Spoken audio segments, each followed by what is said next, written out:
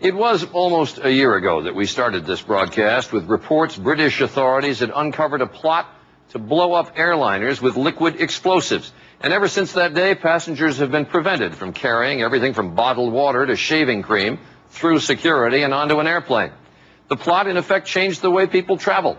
So tonight we have a closer look at why American officials were so alarmed by that plot. Here's ABC's Pierre Thomas. In an emergency response to last summer's liquid bomb plot, the nation's airports were placed on red alert. Tonight we see for the first time why.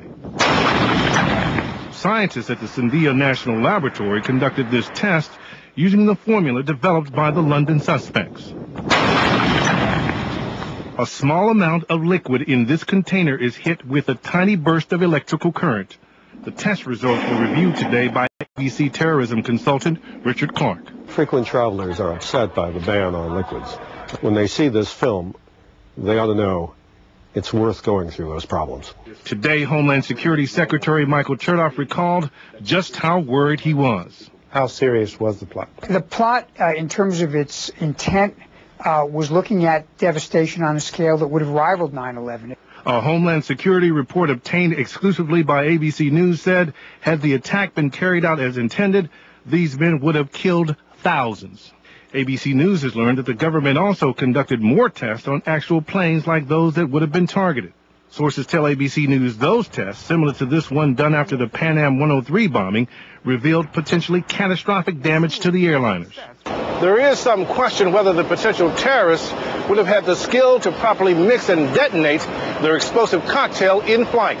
The components of the explosive mixture can be bought at any drugstore or supermarket.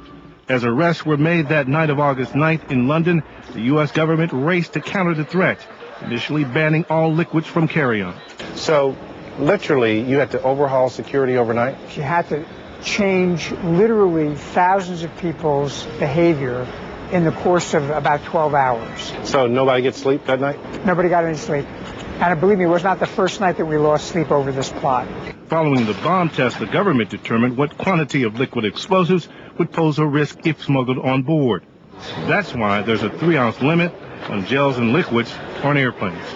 Pierre Thomas, ABC News, Washington. And coming up, why